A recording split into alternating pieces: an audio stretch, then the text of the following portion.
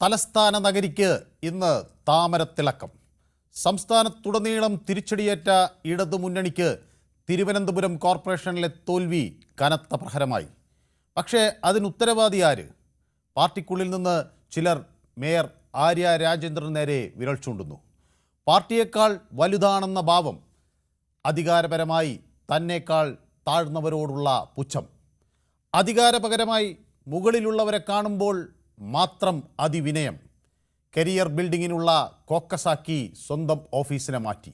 അങ്ങനെ നീളുന്നു ആരോപണങ്ങളുടെ പട്ടിക. ആരോപണങ്ങൾക്ക് മറുപടിയായി നോട്ട് ആൻ ഇഞ്ച് ബാക്ക് എന്ന് എഴുതിയ വാട്സപ്പ് സ്റ്റാറ്റസ് പുറത്തുവിട്ടു ആര്യ.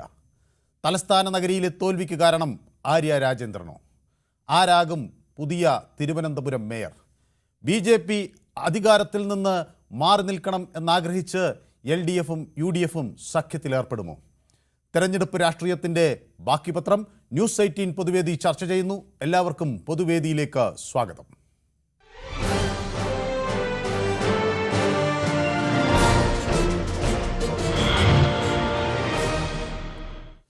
എൻ്റെ ആദ്യ കോളർ ശ്രീ ബാലകൃഷ്ണൻ വടകരയാണ്. ശ്രീ ബാലകൃഷ്ണൻ വടകര. സാർ നമസ്കാരം. ഞാനിന്ന് ശ്രീ ബാലകൃഷ്ണൻ വടകര എന്നെ വിളിക്കുമെന്ന് ഞാൻ വിചാരിച്ചിരിക്കുകയായിരുന്നു.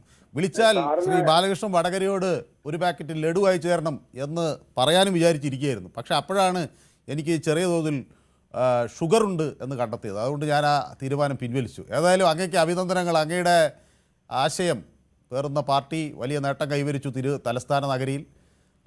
മാത്രമല്ല, ബീഹാർ തെരഞ്ഞെടുപ്പിന് ശേഷം നമ്മൾ സംസാരിച്ചിരുന്നു, അന്നും അങ്ങ് പറഞ്ഞു നില മെച്ചപ്പെടുത്തുമെന്ന്. അപ്പോൾ തുടർച്ചയായ വിജയമാണ് ശ്രീ ബാലകൃഷ്ണൻ വടകരയുടെ പാർട്ടി കാഴ്ചവെക്കുന്നത്, അല്ലേ? Thank you very much. സാറിന് ഇടക്കിടക്ക് മിസ്സാവുന്നുണ്ട്. വന്നിട്ട് കിരൺ ബേദി ആയിപ്പോയോ എന്നൊരു സംശയമുണ്ട്. അല്ല സാർ, അത് എന്താണെന്ന് വെച്ചാല് അദ്ദേഹം സ്വല്പം രാഷ്ട്രീയം കലർത്താറുണ്ട്. നമ്മുടെ പൊതുവേദി എന്ന് പറഞ്ഞാൽ പ്രേക്ഷകർ പ്രതികരിക്കുക, നമ്മളെ പ്രതികരിക്കുവാൻ അനുവദിക്കുക. ഇതാണ് പ്രേക്ഷകർ, ഞങ്ങളെ പോലത്തെ പാവങ്ങൾക്ക് പ്രതികരിക്കാൻ ഒരു വേദി ഇങ്ങനെയല്ല കിട്ടുന്നത്. ന്യൂസ് ഔദാര്യം തരുന്നതാണ്. അതിന് വളരെയേറെ സന്തോഷമുണ്ട്. അപ്പൊ അതിൽ നമ്മളെ കാര്യങ്ങൾ നമ്മൾ പറയുമ്പോൾ, സഭ്യമായ ഭാഷയിൽ പറയുമ്പോൾ അത് പറയാനുള്ള അവസരം തരണം. പിന്നെ ഞാനിപ്പോൾ ഒരു കാര്യം കൂടി സാറിനോട് പറയാൻ പോവുകയാണ്. സാറിനോട് ഞാൻ എപ്പോഴും പറയുന്നത്, ഇവര് ഇന്ത്യ മുന്നണിയാണ്. പാലക്കാട് ഇപ്പം കിട്ടിയ ന്യൂസ് അനുസരിച്ച് പാലക്കാട് അവർ ഇന്ത്യ മുന്നണിയുടെ നിറം പുറത്തെടുക്കുകയാണ്. കുഴപ്പമില്ല, ഭരണകൂടമൊന്നുമില്ല. സാധ്യതയുണ്ടോ ശ്രീ ബാലകൃഷ്ണൻ വടകര അവിടെ ഒരു സഖ്യം LDF UDF സഖ്യം ഉണ്ടാക്കുമോ? അവിടെ ഒരു സ്വാതന്ത്ര്യം ജയിച്ചിട്ടുണ്ട്. അദ്ദേഹത്തെ ചെയർമാനാക്കിയിട്ട് യോജിക്കൂ എന്നാണ് ഇപ്പം പോന്നുകൊണ്ടിരിക്കുന്ന ന്യൂസ്. എത്രത്തോളം ശരിയുണ്ടെന്ന് അറിയില്ല. പിന്നെ ഈ വിഷയത്തിലേക്ക് കടക്കാം. നമുക്ക് കൂടുതൽ പറഞ്ഞാൽ ഒരുപാട് പറയാൻ പറ്റും. ഈ ആര്യ രാജേന്ദ്രൻ വെറും പാവയാണ് സാർ, ഒരു പാവയാണ്. പക്ഷെ അവർക്ക് ഒരു സ്വകാര്യ ആന്തയുണ്ട്. പാവങ്ങളെ കാണുമ്പോൾ ഒരു പുച്ഛം. അത് നമുക്ക് ഏതുവിനെ ഓർമ്മയുണ്ടല്ലോ, പാവപ്പെട്ട KSRTC ഡ്രൈവറെ. അതൊന്നും നമ്മൾ അതിനെപ്പറ്റി പറയണ്ട. മറ്റേ തിരുവനന്തപുരത്തെ അധികാര കേന്ദ്രങ്ങളൊക്കെ അനാകൂർ നാഗപ്പനും നമ്മുടെ കടകംപള്ളി സുരേന്ദ്രൻ സാറും ശിവൻകുട്ടിയും ബഹുമാനിയായ ശിവൻകുട്ടിയൊക്കെ ഇരിക്കുമ്പോൾ അതൊന്നും അവർക്ക് കയ്യിലെടുക്കാൻ പറ്റത്തില്ല. പിന്നെ പ്രത്യേക ഒരു ഭാഷ പറയാനുള്ളത്, നമ്മുടെ മണിയാച്ചാൻ ഇന്ന് പറഞ്ഞിട്ടുണ്ട്, ഇവരെല്ലാം ഒരു കുറ്റമല്ലല്ലോ. പൈസ കൊടുത്തിട്ട് അതും ഞങ്ങൾക്കെതിരായി വോട്ട് ചെയ്ത് അത് തിരുത്തുന്നതല്ല സാർ. അതിന് പറയാനുണ്ട്, അദ്ദേഹം പബ്ലിക്കിന്റെ പബ്ലിക്കിന്റെ നികുതി പണം ഞണ്ണിയിട്ട് 2 വർഷം കഷ്ടിച്ച് MLA ആയാൽ പെൻഷൻ വാങ്ങിയിട്ട് വീട്ടിലിരിക്കാതെ ഇറങ്ങിക്കും അദ്ദേഹമാണ് പറയുന്നത് പബ്ലിക്കിനോട്, ഞങ്ങളുടെ വാങ്ങിയിട്ട് ഞണ്ണിക്കുന്നു. ആരുടെ AKG സെന്ററിൽ നിന്നാണോ ഇവർക്കൊക്കെ പെൻഷൻ കൊടുക്കുന്നത്? ഈ ദാഷ്ട്യം ഇവർ അവസാനിക്കുക. പിന്നെ പരാജയവും വിജയവും ഒക്കെ തെരഞ്ഞെടുപ്പിൽ ഉണ്ടാവും. ഇതുകൊണ്ടൊന്നും CPM പരാജയപ്പെട്ടു പോകുന്നു വിശ്വസിക്കുന്ന ഒരാളുമല്ല ഞാൻ. കേരളത്തിൽ പൂർവാധി ശക്തിയിൽ BJPയോടൊപ്പം തന്നെ CPIM അധികാരത്തിൽ വരും. BJP മുന്നേറും, CPM തന്നെ അധികാരത്തിലും. കോൺഗ്രസിന്റെ മുരളീധരൻ പറയുന്നത് എനിക്ക് മനസ്സിലായി. ശ്രീ ബാലകൃഷ്ണൻ വടകര അപ്പൊ കോൺഗ്രസ് മുക്ത് ഭാരതിന് വേണ്ടിയുള്ള ഒരു ധ്വനി അതിൽ നിന്ന് കേൾക്കാം കേട്ടോ. CPM ധ്വനി കറക്റ്റാണ് സാർ. അതെന്താണെന്നറിയോ, ആ ധ്വനിയിൽ എന്താണെന്നറിയോ, ഒരു കാലത്ത് ഇടതുപക്ഷം ഈ മത തീവ്രവാദികളെ മൊത്തം വോട്ട് വാങ്ങി അവരെ ഗതി എന്താവുന്നു, ഇപ്പോൾ കോൺഗ്രസ് മേടിക്കുന്നു. മുരളീധരൻ പറയുന്നത് BJPയുടെ വിജയം താൽക്കാലികമാണ്. വിജയം എല്ലാവരുടെയും താൽക്കാലിക. ജനങ്ങളാണ് തീരുമാനിക്കുക. രാഷ്ട്രീയം ആർക്കും വേണ്ട. ഞങ്ങളെ കൊടികുത്താനും പോസ്റ്റർ ഒട്ടിക്കാനും അനുവദിക്കാത്ത പ്രദേശങ്ങളിലൊക്കെ ഞങ്ങൾ കടന്ന് കയറി ഞങ്ങൾ ഇനി മുന്നേറ്റം നടത്തിക്കൊണ്ടിരിക്കും ഇന്ത്യ രാജ്യത്ത്. പിന്നെ 45 ദിവസത്തിനുള്ളിൽ പ്രധാനമന്ത്രി വരുമെന്ന് പറഞ്ഞിട്ടുണ്ടെങ്കിൽ വന്നിരിക്കും, പ്രഖ്യാപനങ്ങൾ നടത്തിയിരിക്കും. അത് കണ്ട് കൊല്ലം കോർപ്പറേഷൻ അടുത്ത പ്രാവശ്യം ഞങ്ങൾക്ക് കിട്ടും. അങ്ങനെ പതിയെ കേരളത്തിൽ അന്ന് ബാലകൃഷ്ണൻ വടകര നമുക്ക് ഒന്നുകൂടി സംസാരിക്കണം എന്തായിരിക്കും പ്രഖ്യാപനം എന്ന്. ഏതായാലും ഞാൻ അന്നത്തെ ദിവസത്തിന് കാത്തിരിക്കുക. അതൊക്കെ ഞങ്ങളിപ്പോ മനസ്സിൽ കണ്ടു. അത് സംഘപരിവാർ പറഞ്ഞിട്ടുണ്ടെങ്കിൽ അത് നടത്തിയിരിക്കും. പറഞ്ഞതൊക്കെ ബാധ്യത നടപ്പാക്കൊണ്ടിരിക്കുകയാണ്. ആ വിശ്വാസമാണ് ജനങ്ങളിൽ അർപ്പിച്ചിരിക്കുന്നത്. ആ വിശ്വാസത്തിലാണ് ജനങ്ങൾ ജനകീയ കോടതിയിൽ ഞങ്ങൾക്ക് അതിന് ഉത്തരം തരുന്നത്. ശരി, വ്യക്തമാണ് താങ്കളുടെ അഭിപ്രായം. അപ്പോൾ കിള്ളിപ്പാലത്ത് നിന്ന് എന്നോടൊപ്പം മഹി ചേർന്നിട്ടുണ്ട്. ശ്രീ മഹി, താങ്കൾക്ക് വലിയ നിരാശപ്പെടേണ്ട ഒരു സാഹചര്യമാണ് തെരഞ്ഞെടുപ്പ് ഫലത്തിൽ പുറത്തു വന്നിട്ടുള്ളത് അല്ലേ? അതുള്ളതല്ല, ശരിയാണ്, അത് കറക്റ്റാണ് സാർ പറഞ്ഞത്. ദുഃഖം തോന്നുന്നോ? അല്ല, അത് തക്കാലം അത് ഇവിടെ ഞങ്ങളെ ചാഴ വാങ്ങുന്നതിൽ ഇവിടെ കോൺഗ്രസിന് കിട്ടിയത് വെറും 150 വോട്ടാണ്. അവിടെ മൊത്തം 20 വാങ്ങുകളിൽ 12 തൊട്ട് 9 വോട്ട്, ചാഴയിൽ 12 വോട്ടിനാണ് അവിടെ BJP ജയിച്ചത്. 20 വാങ്ങുകളാണ് കോൺഗ്രസ് ആണ് കംപ്ലീറ്റ് ചെയ്തിട്ട് BJP കിട്ടും. അതൊക്കെ ഇവിടെ വേറെ CPM വരാൻ പാടില്ല. ആ ഒരു വൈരാഗ്യം വെച്ചാണ് അവരെ കാണിക്കുന്നത്. അല്ലാതെ ഈ മേയർക്ക് ഈ തോൽവിയിൽ ഒരു ഉത്തരവാദിത്വം ഇല്ല എന്നാണ് ശ്രീ മഹി. അവരെ കുറ്റം പാടാ. നിങ്ങളുടെ പാർട്ടിക്കാർ തന്നെ ഇങ്ങനെ ഫേസ്ബുക്ക് പോസ്റ്റ് ഇടാൻ എന്തായിരിക്കും കാരണം? അവര് കൊച്ചായി 6 മാസം ആ കൊച്ചിനെ നോക്കിയെടുത്ത് പോണേ, അത്രേ ഉള്ളൂ, അല്ല വേറെ ഒന്നല്ല. ശരി, പറയാനുള്ളൂ. അപ്പൊ പ്രദീപ് എന്നോടൊപ്പം തിരുവനന്തപുരത്ത് ചെയ്തത്. അപ്പൊ പ്രദീപ് US നിന്ന് തിരുവനന്തപുരത്ത് എത്തിയല്ലേ? പ്രദീപ് നമസ്കാരം. മിസ്റ്റർ മനു. അപ്പൊ പ്രദീപ് അന്ന് വലിയ വെല്ലുവിളിയൊക്കെ നടത്തിയിരുന്നു. എനിക്ക് തോന്നുന്നു എന്നോടല്ല, കോർപ്പറേഷൻ ഞങ്ങൾ പിടിച്ചിട്ടേ ഇനി സംസാരമുള്ളൂ എന്നൊക്കെ. അപ്പോൾ കോർപ്പറേഷൻ പിടിച്ചു. അപ്പോൾ നമുക്ക് എന്നോടല്ല, കിരൺ ബാബുവിനോടാണ്. എന്നാലും അങ്ങയുടെ വെല്ലുവിളിയിൽ ജയിച്ചിരിക്കുന്നു അല്ലേ? ഞാൻ കിരൺ ബാബുവിനെ അറിയിക്കാം. അതെ, താങ്ക് യു. എന്തായാലും തിരുവനന്തപുരത്ത് ഞങ്ങളെ ജയിപ്പിച്ച എല്ലാവർക്കും ഞങ്ങളുടെ ഹൃദയത്തിൽ നിന്ന്. ജയിപ്പിച്ചത് ആരാണ്? ഈ ആര്യ രാജേന്ദ്രൻ ഞങ്ങളുടെ വീടിന്റെ ഐശ്വര്യം എന്ന് നിങ്ങൾ ചിലർ ഫേസ്ബുക്ക് പോസ്റ്റ് ഇടുന്നുണ്ടല്ലോ, അവരാണോ ജയിപ്പിച്ചത്?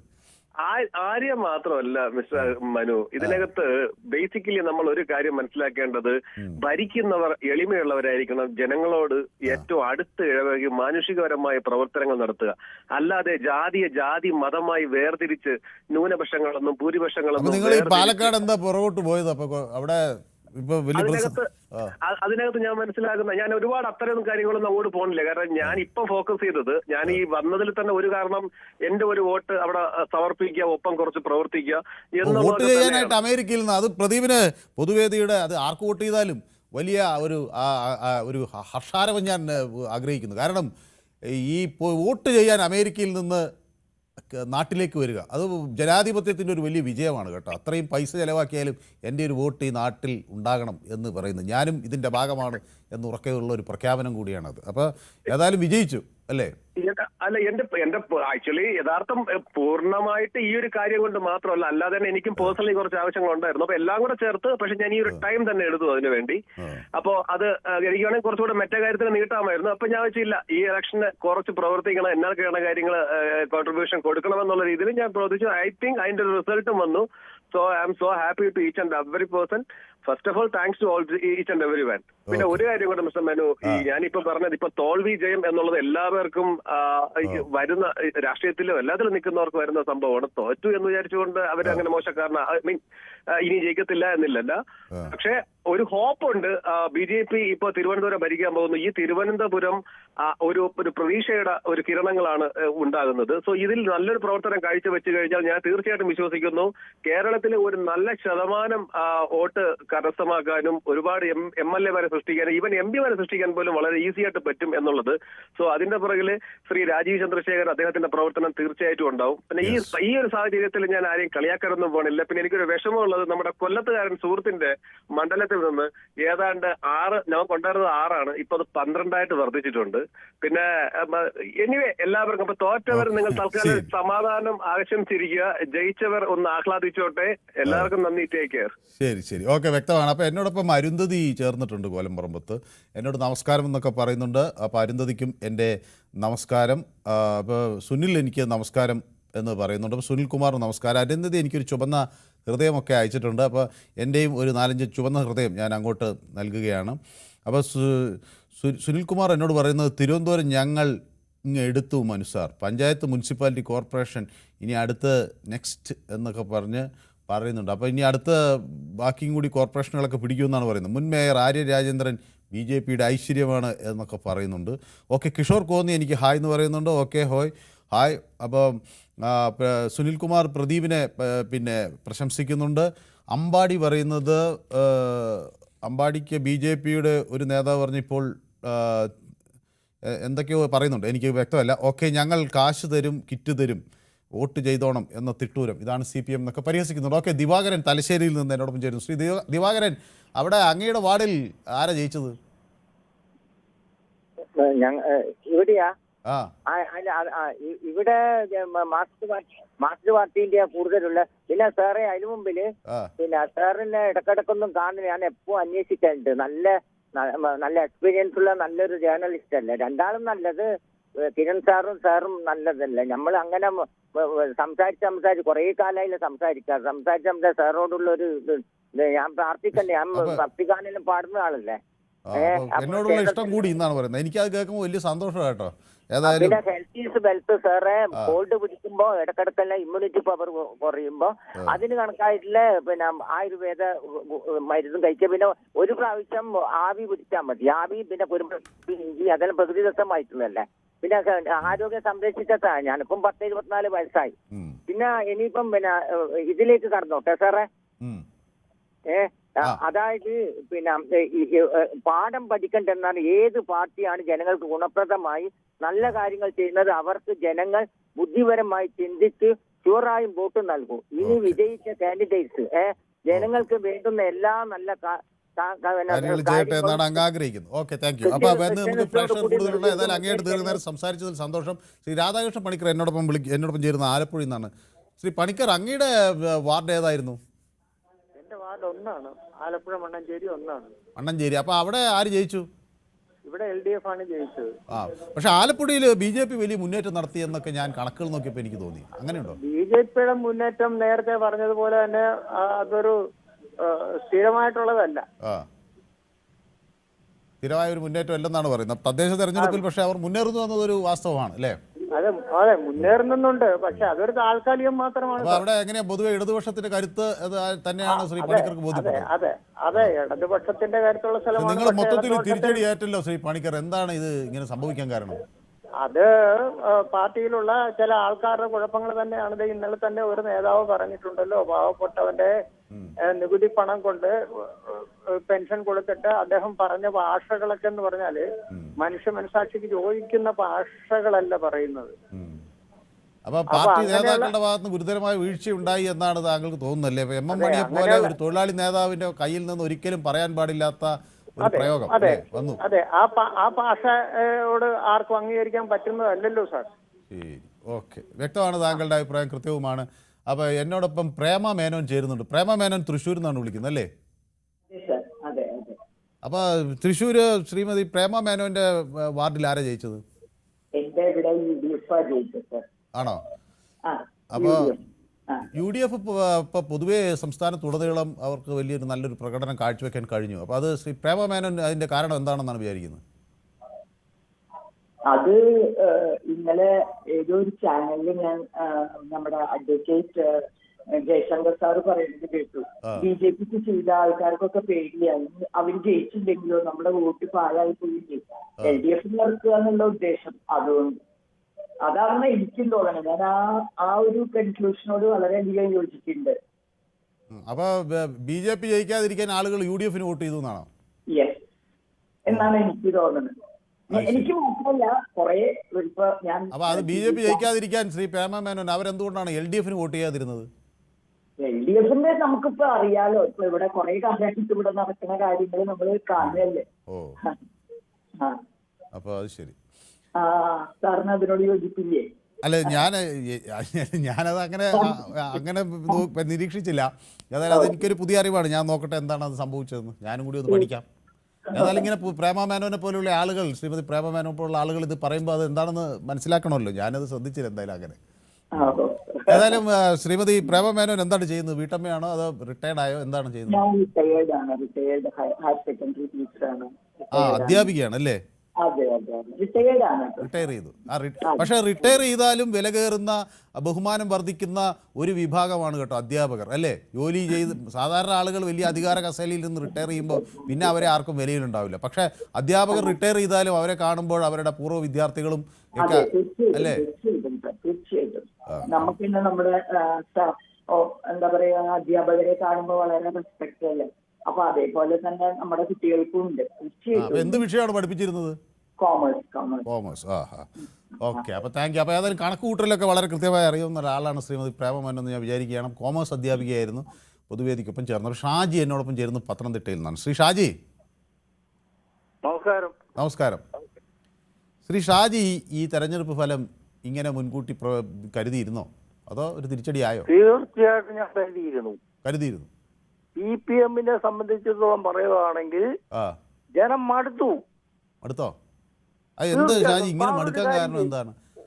പെൻഷൻ കിട്ടി, സ്ത്രീകൾക്ക് പ്രത്യേക പെൻഷൻ കിട്ടി, വികസനം കൊണ്ടുവന്നു.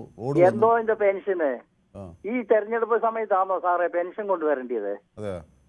സാർ ഒരു കാര്യം ചെയ്യും, കോഴഞ്ചേരിയിൽ ഒരു പാലം 10 വർഷമായി പണി ഉണ്ടാക്കിയിട്ടേക്കുക. ഇതുവരെ പാലം ഉണ്ടാക്കിയെന്ന് നോക്കി ഒന്ന് വന്ന് കാണാമോ? പത്തനംതിട്ട ഒരു പാലം പണിഞ്ഞുകൊണ്ടിരിക്കുക. എന്തോ മെട്രോ ട്രെയിൻ പണിയുവാണോ? ആർക്ക് വേണ്ടി പണിയുക? ജനത്തെ മുടിപ്പിക്കുന്ന ഒരു സർക്കാരാണിത്. പണിയിൽ പൂർത്തീകരിച്ചു കൊടുക്കണ്ടേ? അപ്പൊ അവിടെ ശ്രീ ഷാജിയുടെ വാർഡിൽ ആര് ജയിച്ചു? UDF ജയിച്ചു. ശരി. UDF വേണ്ടി പ്രചരണത്തിന് ഇറങ്ങിയോ? ഞാൻ ഒരു പാർട്ടിക്ക് വേണ്ടി ഇറങ്ങിയിട്ടില്ല. ശരി. ഓക്കെ, ശരി. അപ്പോൾ വ്യക്തമാണ്, അഭിപ്രായം വ്യക്തമാണ്. അപ്പോൾ ശ്രീമതി സബീന എന്നോടൊപ്പം ചേരുന്നുണ്ട്. ശ്രീമതി സബീന തിരുവനന്തപുരംകാരിയാണ്. ശ്രീമതി സബീന, അന്ന് ഒരു മേയറെ പ്രഖ്യാപിക്കുമ്പോൾ ഇന്ത്യയിൽ തന്നെ ഏറ്റവും പ്രായം കുറഞ്ഞൊരു മേയർ എന്ന നിലയിൽ പരിചയപ്പെടുത്തി. ഒരു വിദ്യാർത്ഥി വരുമ്പോൾ ആ ഒരു വിപ്ലവ വീര്യം ആ ഭരണത്തിനുണ്ടാകും എന്ന് എല്ലാവരും പ്രതീക്ഷിച്ചു. യുവാക്കളിലേക്ക് അധികാരം കൊടുക്കുമെന്ന വലിയ ആഹ്വാനം CPM കേട്ടു എന്നാണ് എല്ലാവരും വിചാരിച്ചത്. അതിനൊക്കെ ഇപ്പോൾ ഒരു വലിയ വില നൽകേണ്ടി വന്നു എന്ന് തോന്നുന്നുണ്ടോ? മനു, ഞാൻ ജനിച്ച നാള് മുതൽ കമ്മ്യൂണിസ്റ്റ് ഭരിക്കുന്ന ഒരു കോർപ്പറേഷനാണ് തിരുവനന്തപുരം. അത് പോയി എന്ന് വെച്ചാല് ഒരു വലിയൊരു കാലഘട്ടം, ഒരു അരനൂറ്റാണ്ട് കമ്മ്യൂണിസ്റ്റിന്റെ കയ്യിലിരുന്ന ഒരു സംഭവമാണ്. ഇപ്പൊ അത് പോയെന്ന് വെച്ചാൽ ഒരു ഭരണമാറ്റം ഉണ്ടായിട്ടുണ്ട്. അതിന് ഒരുപാട് റീസൺസും ഉണ്ട്. റീസൺസ് എന്ന് വെച്ചാല് അതിൽ ആര്യ രാജേന്ദ്രൻ ഒരു റീസൺ ആണോ എന്നാണ് എന്റെ ചോദ്യം. ഇവരെ ഇങ്ങനെ പഴിക്കാൻ മാത്രം വലിയൊരു റീസൺ എന്നൊന്നും പറയാൻ പറ്റത്തില്ല മെനു. അങ്ങനെ ആര്യ രാജേന്ദ്രൻ മാത്രം കാരണമാണ് തിരുവനന്തപുരം പോയതോ അല്ലെങ്കിൽ കേരളത്തിൽ ബാക്കിയുള്ള സ്ഥലങ്ങളിൽ കമ്മ്യൂണിസ്റ്റിന്റെ ഒരു സീറ്റുകളൊക്കെ നഷ്ടപ്പെട്ടതെന്ന് അങ്ങനെ അടച്ചു നമുക്ക് പറയാൻ പറ്റില്ല. ഏതായാലും ശ്രീമതി സബീനയുടെ ഭർത്താവ് ഇപ്പൊ അവിടെ ഇരുന്ന് ചിരിക്കുന്നുണ്ടാവില്ലേ? അദ്ദേഹം കോൺഗ്രസ് ആണല്ലോ. ചിരിക്കാനുള്ള അവസരം ഉണ്ടല്ലോ. വീട്ടിൽ പരിഹസിക്കുന്നുണ്ടോ? ഞാനിപ്പോ തിരിഞ്ഞു നോക്കാറില്ല. അപ്പൊ ഈ സന്ദേശം സിനിമയിൽ എനിക്ക് ശ്രീനിവാസനെയും ജയറാമിനെയും ഓർമ്മ വരികയാണ്. അതുപോലെ അവിടെ അതുപോലെ അടി നടക്കുകയാണോ? ഇന്നലെ ഇലക്ഷൻ റിസൾട്ട് വന്ന സമയത്ത് എനിക്ക് ഇത്രയും വലിയൊരു ചതി ഉണ്ടെന്ന് ഞാൻ വിചാരിച്ചില്ല. പക്ഷെ പുള്ളിക്ക് ഇത്രയും വലിയ വിജയം ഉണ്ടാവുമെന്ന് പുള്ളിയും വിചാരിച്ചില്ല. അപ്പം അത് ഇതൊക്കെ കണ്ടപ്പോ പുള്ളി അങ്ങ് ഭയങ്കരമായിട്ട് സന്തോഷിച്ചു. എക്സൈറ്റഡ് ആയിപ്പോയി, ഭയങ്കര എക്സൈറ്റഡ് ആയിപ്പോയി. എനിക്ക് പറയാനുള്ളതെന്ന് വെച്ചാല് ഈ ഒരു തോൽവി നമ്മുടെ ഈ കമ്മ്യൂണിസ്റ്റ് പാർട്ടിയുടെ എന്ന് വെച്ചാൽ ഞാൻ ഒരിക്കലും അത് സമ്മതിക്കില്ല. കാരണം എനിക്കത് സമ്മതിച്ചു തരാൻ വലിയ ബുദ്ധിമുട്ടാണ്. പക്ഷെ നേതൃത്വം കുറച്ച് ബുദ്ധിമുട്ട് തന്നെയാണ്. നേതൃത്വത്തിൽ കുറച്ച് പോരായ്മകളുണ്ട്. ഒരു താഴെത്തട്ടിലുള്ള ഇപ്പൊ കമ്മ്യൂണിസ്റ്റ് പാർട്ടി എന്ന് പറഞ്ഞാല് ഒരു ബേസ് ലെവൽ, ഒരു താഴെത്തട്ടിലുള്ള തൊഴിലാളി വർഗം അല്ലെങ്കിൽ തൊഴിലാളി പ്രസ്ഥാനമാണ്. അവരിപ്പോ അതിൽ നിന്നൊക്കെ ആ ഒരു അടിസ്ഥാനമായിട്ട് ബേസ് ലെവലിലുള്ള വോട്ടേഴ്സിന്റെ അടുത്ത് നിന്ന് അവർ മാറി. മുതലാളി പ്രസ്ഥാനമായില്ലേ? അപ്പോ അവരിൽ നിന്ന് അവർ മാറിയിട്ട് ജനങ്ങളെ വെറുപ്പിക്കുന്ന ഒരു അവസ്ഥയിലേക്ക് പോയിട്ട് ഈ ഇവരുടെ ജനങ്ങളുടെ വോട്ടാണ് നമ്മളുടെ അധികാരം എന്നുള്ളതിനെ അവർ മറന്നു. ജനങ്ങളുടെ വോട്ട് എന്നുള്ളത് അവർ ഇടയ്ക്ക് മറന്നുപോയതായിട്ട് എനിക്ക് തോന്നുന്നു. അങ്ങനെ അവരുടെ ഒരു വേ ഓഫ് ലൈഫ് എന്ന് പറയുന്നത് തന്നെ വളരെ ഡിഫറെന്റ് ആയി. ഇപ്പൊ ഞാനൊരു ഇടതുപക്ഷ അനുഭാവി ആയതുകൊണ്ട് തന്നെ ഞാൻ ഉറപ്പിച്ച് എനിക്ക് പറയാൻ കഴിയും, കേരളത്തിലെ മുഖ്യമന്ത്രി കാണുമ്പോ അമേരിക്കൻ പ്രസിഡന്റ് കേരളം കാണാൻ വന്നതുപോലെയാണ് എനിക്ക് തോന്നാറ്. കാരണം നമ്മുടെ നാട്ടിലെ ഒരു മന്ത്രിയായിട്ട് എനിക്ക് പലപ്പോഴും എനിക്കത് ഫീൽ ചെയ്യാറില്ല. അപ്പൊ ഇതൊക്കെ നമ്മുടെ നാട്ടിലെ സാധാരണക്കാരുടെ പാർട്ടിയാണ്. ഒരു കോൺക്രീറ്റ് ആയിട്ടുള്ള കുറച്ച് വോട്ട് ഉണ്ടായിരുന്നു ബേസ് ലെവലില്. അവരൊക്കെ മാറ്റി ചിന്തിക്കുകയും അവരൊക്കെ വെറുക്കുകയും വെറുപ്പിക്കുകയും ചെയ്തു. പിന്നെ കാലക്രമേണ ഡേ ബൈ ഡേ അവരുടെ ഓരോരോ കാര്യങ്ങളിലും ഇത് റിഫ്ലക്ട് ആയി. ഈ ഇലക്ഷൻ വന്ന സമയത്ത് അവർക്ക് പറയാനുണ്ടായിരുന്നത് ഈ 3.5 കോടി ജനങ്ങളെ റെപ്രസെന്റ് ചെയ്യുന്ന 140 MLA-മാരിലെ ഒരു പ്രതിപക്ഷത്തിരിക്കുന്ന ഒരു MLA-യുടെ അവിഹിതം വെച്ചിട്ടാണ് അവര് ഈ വോട്ട് പിടിച്ചത്. അതാണോ ഇന്നത്തെ വിഷയം? അത് ഞാൻ അന്നൊരു ദിവസം നമ്മൾ ഇത് ടോപ്പിക് എടുത്ത സമയത്ത് ഞാൻ പറഞ്ഞു ഇത് നമ്മുടെ വിഷയമല്ല എന്നുള്ളത്. അതല്ല നമ്മുടെ വിഷയം. പിന്നെ ഉള്ളത് ഇപ്പൊ എന്താണ്, അവര് കുറച്ച് ദൈവസ്നേഹികൾ, ഭയങ്കര ദൈവവിശ്വാസം കൂടി വന്നു. ദൈവവിശ്വാസം കൂടി വന്നപ്പോ കുറച്ച് മാൻഡ്രേക്ക് ഇഫക്റ്റ് ഒക്കെ ഇവർക്ക് കിട്ടിയെന്ന് തോന്നുന്നു. മാൻഡ്രേക്ക് ഇഫക്റ്റ് അതിന് ശേഷം ഇവർക്കുണ്ടായതെല്ലാം ഡേ ബൈ ഡേ വളരെ നെഗറ്റീവായിട്ടുള്ള കാര്യങ്ങളാണ്. പിന്നെ ഇനിയിപ്പോ ഇവര് കുറച്ചുകൂടെ എന്താണ് വല്ല സഹാക്കന്മാരുടെ ജോത്സ്യമൊക്കെ നോക്കുകയോ AKG സെന്ററിന്റെ വാസ്തു ശരിയല്ല എന്ന് പറയുകയോ അങ്ങനെയൊക്കെ പറയാൻ പറ്റത്തുള്ളൂ. അല്ലാതെ ഇനിയിപ്പോ വോട്ട് കിട്ടാത്തതിന് വേറെ റീസൺസ് ഒന്നും പറയാൻ പറ്റത്തില്ല. കാരണം ഇവര് പൊതുവെ ഒരുപാട് വീഴ്ചയുണ്ട്. എണ്ണി പറഞ്ഞാൽ തീരാത്ത അത്രയും വീഴ്ചകളുണ്ട്. വ്യക്തമാണ് താങ്കളുടെ അഭിപ്രായം. അപ്പം അവിടെ ശ്രീമതി സെബീനയുടെ ഭർത്താവ് ഒരു കോൺഗ്രസ് അനുകൂലിയാണ്, സെബീന ഒരു ഇടതുപക്ഷ അനുകൂലിയാണ്. അപ്പോൾ അവിടെ ഞാൻ ആ സന്ദേശം സിനിമയാണ് ഓർക്കുന്നത്. അപ്പോൾ ബ്ലൈറ്റി ഡേയ്സ് ലണ്ടനിലുണ്ട്. ലണ്ടനിൽ നിന്ന് എനിക്ക് നമസ്കാരം എന്നൊക്കെ പറയുന്നുണ്ട്. ചിട്ടയായ പ്രവർത്തനത്തിലൂടെ തിരുവനന്തപുരം BJP ജയിച്ചു. ആര്യ അല്ലായിരുന്നു മേയറെങ്കിലും ജയിക്കുമായിരുന്നു. ബിലേറ്റഡ് ബർത്ത്ഡേ വിഷസ് എന്നൊക്കെ എന്നോട് പറയുന്നുണ്ട്. അപ്പോൾ എൻ്റെ പിറന്നാൾ കഴിഞ്ഞ ദിവസം തീർന്നു. അപ്പോൾ അത് നോക്കി കണ്ട് പിടിച്ച ബ്ലൈറ്റി ഡേയ്സിന് എത്ര അഭിനന്ദിച്ചാലും എത്ര നന്ദി അറിയിച്ചാലും മതിയാകില്ല. കാരണം എനിക്കങ്ങനെ വേറെ ആരും പ്രത്യേകിച്ച് പിറന്നാൾ അഭിനന്ദനങ്ങളൊന്നും കിട്ടിയില്ല. അപ്പോൾ ബ്ലൈറ്റി ഡേയ്സ് അത് കണ്ടുപിടിച്ചിരിക്കുന്നു. കഴിഞ്ഞ ദിവസം എൻ്റെ പിറന്നാളായിരുന്നു. താങ്ക് യു സോ മച്ച് ബ്ലൈറ്റി, thank you so much, it's really touching. അപ്പോൾ വേണുഗോപാൽ എന്നോട് പറയുന്നു നോട്ടയില്ലല്ലോ, അല്ലെങ്കിൽ UDF മുന്നേറില്ലേന്ന്. അപ്പോൾ നോട്ടയില്ല, അല്ലെങ്കിൽ UDF മുന്നേറില്ല എന്ന് പറയുന്നു. മണിയാശാനും പാർട്ടിയും തെറ്റ് പറഞ്ഞു എന്ന് പറയുന്നു സെബാസ്റ്റ്യൻ. എന്ത് വികസനം എന്ന് വേണുഗോപാൽ ചോദിക്കുന്നു. നേതൃത്വത്തിലിരിക്കുന്നവർ കുറച്ച് പക്വതയോടെ പെരുമാറുന്നത് എപ്പോഴും നല്ലതാണ്, തിരിച്ചുള്ള പെരുമാറ്റവും നല്ലതായിരിക്കണം എന്ന് പറയുന്നു. ഇത് രഘുനന്ദനൻ തിരുമുല്ലവാരമാണ് പറയുന്നത്. അമ്പാടി ഷാ എന്നോട് പറയുന്നു കാലടി പാലം തുടങ്ങിയിട്ട് വർഷങ്ങളായി എന്ന്. അപ്പോൾ ഇതൊക്കെ വരാനിരിക്കുന്ന തെരഞ്ഞെടുപ്പിന് മുമ്പ് CPM-ന് വേണമെങ്കിൽ പരിശോധിക്കാവുന്ന കാര്യങ്ങൾ ആണ്. ഒരു പാർട്ടി മാത്രം ജയിച്ചുകൊണ്ടിരുന്നാൽ തിരഞ്ഞെടുപ്പിൻ്റെ ആവശ്യമില്ലല്ലോ. അപ്പോൾ പ്രതിപക്ഷ പാർട്ടിയും മൂന്നാം മുന്നണിയുമൊക്കെ ജയിക്കുന്നതാണ് ജനാധിപത്യത്തിൻ്റെ സൗന്ദര്യം എന്ന് എന്നോട് കേരള ബോക്സ് ഓഫീസ് പറയുന്നു. അതും ഒരു പ്രത്യേക തരം പ്രതികരണമാണ്. അപ്പോൾ വേണുഗോപാൽ പറയുന്നു ആര്യയും ഒരു കാരണമാണ്, ജനങ്ങൾ പൊതുവെ മടുത്തു എന്ന് എന്നോട് പറയുന്നു. പ്രദീപ് കുമാർ പറയുന്നു good evening every one, I really appreciate you Sabina, you are absolutely right എന്ന് പറഞ്ഞ് ശ്രീമതി സബീനയെ പിന്താങ്ങുന്നു. വിജയലക്ഷ്മി SKP എന്ന് പറഞ്ഞ് എനിക്ക് 2 തീ ഗോളമൊക്കെ അയച്ചിട്ടുണ്ട്. ഓക്കെ, ജയകുമാർ തിരുവനന്തപുരത്ത് നിന്ന് എന്നോടൊപ്പം ചേരുന്നു. ശ്രീ ജയകുമാർ പ്രതീക്ഷിച്ച വിജയം നേടിയോ? സാറേ നമസ്കാരം. സാറേ നമസ്കാരം. എന്താണ് വീണ്ടും എന്തു പറ്റി? വരുന്നില്ല. അല്ലല്ല, ഞാൻ കുറച്ച് ദിവസം മറ്റു ജോലികളിലായിരുന്നു എന്ന് മാത്രമേ ഉള്ളൂ. ആയുള്ളൂ അല്ല, ഇടയ്ക്ക് വീണ്ടും ഇങ്ങനെ ആയിപ്പോ എന്നുള്ളതാണ്. ഇല്ല. ഈ പ്രദേശത്തെ ഒരു ഇതെന്ന് പറഞ്ഞാൽ സാറേ, ഈ ചോദ്യത്തിന് പകുതി ആര്യ രാജേന്ദ്രനും പകുതി പാർട്ടിക്കാരുമാണ് എന്നാണ് പറയാനുള്ളത്. ആര്യ എന്ന് പറഞ്ഞാൽ എന്റെ ആര്യ എന്ന് പറഞ്ഞാൽ എന്റെ തൊട്ടടുത്താണ്. അയൽക്കാരനാണ്. അയൽ തൊട്ടടുത്ത വീടല്ല, ഞങ്ങൾ ഒരു വയലിന്റെ അക്കരെ. ഞങ്ങള് അയൽക്കാരൻ എന്ന നിലയിൽ നല്ല അയൽക്കാരിയാണോ? നല്ല വാർഡിൽ തന്നെയാണ് ഇവരുടെ. അയൽക്കാരനോടൊന്നും ഒരു കാര്യം ചോദിക്കാം. നമ്മുടെ ഇവർക്കെതിരെ ഗായത്രി ബാബു എഴുതിയല്ലോ, ഇത് കാണുന്നവരോടൊക്കെ പുച്ഛമാണ്. അപ്പൊ അങ്ങനെ കാണുമ്പോൾ പുച്ഛിക്കാറുണ്ടോ, അതോ ഒരു ബഹുമാനമൊക്കെ തരാറുണ്ടോ? കറക്റ്റാണ് സാറേ. അത് ഞാൻ പറഞ്ഞത് പകുതി എന്ന് പറയാൻ കാരണം അതാണ്. ഈ തൊട്ട് അടുത്താണ് ഈ രാജേന്ദ്രന്റെ ഫണ്ടാണ്. രാജേന്ദ്രന്റെ അച്ഛൻ മാധവൻപിള്ള സാറ്, അദ്ദേഹവും ഫണ്ടാണ്. കുടുംബപരമായി അറിയാവുന്ന ഒരാളെ കണ്ടാൽ ആ കുടുംബത്തിലും ഉള്ളതാണ്. നമ്മുടെ ഒരു ഇവിടെ അച്ഛൻ മാധവൻപിള്ള സാറ് പരീക്ഷാ ഭവനിലുള്ള അദ്ദേഹം ഈ ഒരു കുടുംബത്തിൽ നമ്മുടെ ഒരു ആദ്യത്തെ തലമുറയിലുള്ളിടത്ത് നിന്ന് വിവാഹം കഴിച്ചിരിക്കുകയാണ്. പിന്നെ അയൽക്കാരനാണ്, എന്നിട്ട് കണ്ടിട്ട് മിണ്ടുന്നില്ല. ആര്യയുടെ സഹോദരനാണെങ്കിൽ ഇപ്പൊ വീണ്ടും അടുത്തൊരു ബന്ധുവിനാണ് കല്യാണം കഴിച്ചിരിക്കുന്നത്, ഈ ഗൾഫിൽ പോയവൻ. അപ്പൊ ഇങ്ങനെയൊക്കെയുള്ള ബന്ധങ്ങളുണ്ട്. പക്ഷെ രണ്ടാണെന്ന് പറഞ്ഞ പകുതി എന്ന് പറഞ്ഞാൽ ഇവരാരും രാജേന്ദ്രൻ മാത്രം, രാജേന്ദ്രൻ തൊട്ട് താഴേക്കാണ് കമ്മ്യൂണിസ്റ്റുകാരുള്ളത്. ബാക്കി മാധവപിള്ള സാറത്തെ പഴയ ഈ സബീന മേഡം നേരത്തെ പറഞ്ഞ പോലെ എന്റെ ഓർമ്മയിൽ അരനൂറ്റാണ്ടില്ല, ഒരു 10-40 കൊല്ലമായി കാണും തോന്നുന്നു. അതിനു മുമ്പ് ഈ അരനൂറ്റാണ്ടെന്ന് പറഞ്ഞ ആ സമയത്ത് ഈ കോൺഗ്രസ് ഭരിച്ചുകൊണ്ടിരുന്നപ്പോ ആ കൂടെ ഇദ്ദേഹവും ഈ മുസ്ലിം ഇദ്ദേഹവും ആ കൂട്ടത്തിൽ ഉള്ള ഒരു ഭരണപക്ഷത്തുള്ള ആളാണ്. വോട്ട് ചെയ്യുന്ന ഒരു വ്യക്തിയാണ് ഈ മാധവൻപിള്ള സാറ്. കോൺഗ്രസ്സുകാരനാണ് നേരത്തെ, ആര്യയുടെ അപ്പൻ. അപ്പൊ അത് കഴിഞ്ഞ് ഇങ്ങോട്ടുള്ളതാണ്. പക്ഷെ പിന്നെ വരുന്ന കേസ് എന്ന് പറഞ്ഞാൽ ഒന്ന് ഈ കൊച്ചിന് പൊതുവെ ഇച്ചിരി ആകമ്പാവും തണ്ടുമാണ്. തൊട്ടടുത്താണെങ്കിലും ആര് ഭാവിക്കില്ല, ആകമ്പാവും തണ്ടുമാണ് ഒന്ന്. രണ്ടാമത്തെ കേസ് എന്ന് പറഞ്ഞാൽ ഇദ്ദേഹം ഈ ആനാവൂർ നാഗപ്പന്റെ ക്ലാസ് തുടക്കത്തില് ചെന്നങ്ങ് ചാടി. ആനാവൂർ നാഗപ്പന്റെ കൂടെ ചാടി. പിന്നെ പാർട്ടി പറയുമ്പോൾ പിന്നെ പാർട്ടിയായി. 21-ാം വയസ്സിൽ എന്തോ ലോകാത്ഭുതം നടന്നതുപോലെ പുള്ളിക്കാർക്ക് ഇത് കിട്ടി. പിന്നെ അങ്ങോട്ട് ആ ലെവലിലാണ് പോയത്. പക്ഷേ ഇപ്പൊ ഒരു കാര്യമുണ്ട് സാറേ, ഈ തൊട്ടടുത്ത് ഞങ്ങളുടെ തന്നെ ഒരു കോൺഗ്രസിൽ വർക്ക് ചെയ്യുന്ന ഒരു പയ്യൻ, അതായത് നേമം ബ്ലോക്ക് സെക്രട്ടറി, ജനറൽ സെക്രട്ടറിയാണ്. അദ്ദേഹം ഈ സ്ലിപ്പ് കൊടുത്തുകൊണ്ട് പോയ വഴിക്ക് കുഴഞ്ഞു വീണ് മരിച്ചപ്പോഴത്തേക്ക് അത് ഈ 10-ാം തീയതി ആയിരുന്നു പുള്ളിയുടെ സഞ്ചാരം. ഇലക്ഷന്റെ പിറ്റേ ദിവസമായിരുന്നു സഞ്ചാരം.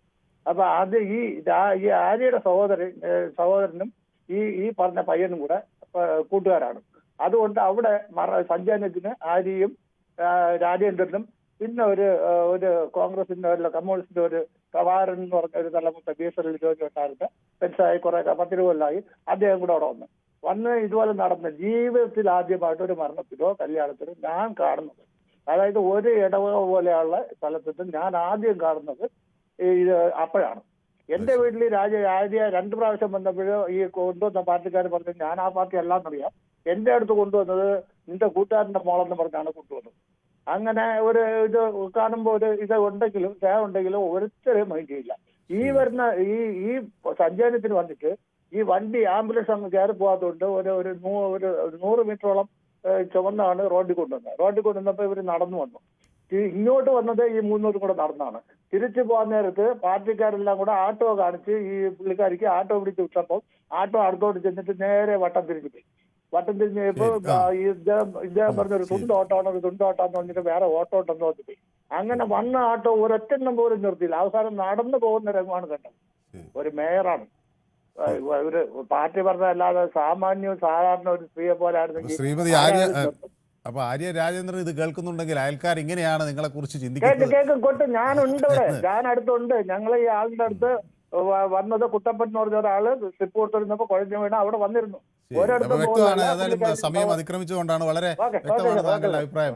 അപ്പൊ എന്നോട് ദുബായിൽ നിന്ന് എന്നോടൊപ്പം ഒരു പ്രേക്ഷകൻ ചേരുന്നുണ്ട് കേട്ടോ, സാലി അബൂബക്കർ. ഈ പ്രവാസികൾ ഈ തെരഞ്ഞെടുപ്പ് ഫലത്തെ എങ്ങനെയാണ് സാലി നോക്കിക്കാണുന്നത്? അത് ഇപ്പൊ ഈ ഒരു മനുഷ്യൻ ഇതിന് മുന്നേ സംസാരിച്ചത് ഭയങ്കര വ്യക്തിഹത്യയാണ്. അതിപ്പോ എത്ര മറ്റേ കോർപ്പറേഷനുകൾ തോറ്റു, അപ്പൊ അവിടുത്തെ മേയർമാർ ഇങ്ങനെയാണെന്ന് പറയാൻ പറ്റുമോ? ഏറ്റവും നന്നായി ചെയ്തിരുന്ന കൊച്ചിൻ കോർപ്പറേഷനിലെ ആള് തോറ്റു. പക്ഷെ അവരെ ഒന്നും അവിടുത്തെ സഹപ്രവർത്തകർ ഇതുപോലെ ഫേസ്ബുക്ക് പോസ്റ്റ് ഇട്ടില്ല. ആർന്നവരോട് പുച്ഛം, മുകളിലുള്ളവരോട് അതിവിനയം, സ്വന്തം കരിയർ നേരെയാക്കാൻ കോക്കസ് സൃഷ്ടിക്കുന്ന ഒരു ഓഫീസാക്കി മാറ്റി തന്റെ മേയർ എന്നൊക്കെ പറഞ്ഞ ആരും പോസ്റ്റ് ഇട്ടില്ല. ഇത്രയും വ്യക്തിത്വങ്ങൾ എന്ന് പറയുന്നത് രാഷ്ട്രീയം വേറെ, ഇതൊക്കെ വ്യക്തി ഇത് പറയുന്നതൊക്കെ വേറെ. രാഷ്ട്രീയത്തിലാണ് വിജയം ഉണ്ടാവുള്ളൂ. എന്താ പരാജയപ്പെടുന്നത് എനിക്ക് കാരണം മനസ്സിലാണ്. കഴിഞ്ഞ പ്രാവശ്യത്തെ ഇലക്ഷൻ 3ാമത് മോഡി ഗവൺമെന്റ് അധികാരത്തിൽ. സാലി അബൂബക്കർ നാട്ടിലെ സ്ഥലം എവിടെയാണ്? ഞാൻ മണ്ണാർക്കാടാണ്. അവിടെ പക്ഷെ UDF ജയിച്ചല്ലേ? UDF ജയിക്കുന്നത്. അവിടെ സ്ഥിരമായിട്ട് UDF കേന്ദ്രമാണ്. MLA എല്ലാം മണ്ണാർക്കാട് MLA ഒക്കെ UDF മറ്റേ ലീഗിന്റെ ഇതുള്ള സ്ഥലമാണ്. ഇതിലൊരു പ്രധാന കാരണം എന്ന് പറയുന്നത് കഴിഞ്ഞ ലോക്സഭാ ഇലക്ഷനിൽ മോഡി 3ാമതും ഇന്ത്യയിൽ അധികാരത്തിൽ വന്നു. അതിനുശേഷമാണ് ഈ ഇലക്ഷനുകളൊക്കെ നടക്കുന്നത്.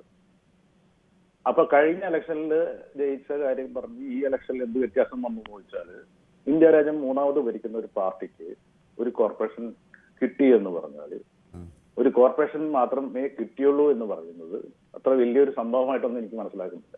കഴിഞ്ഞ 15-12 വർഷമായിട്ട് രാജ്യം ഭരിക്കുന്ന പാർട്ടിയാണ് അവരൊരു കോർപ്പറേഷൻ ജയിച്ചു.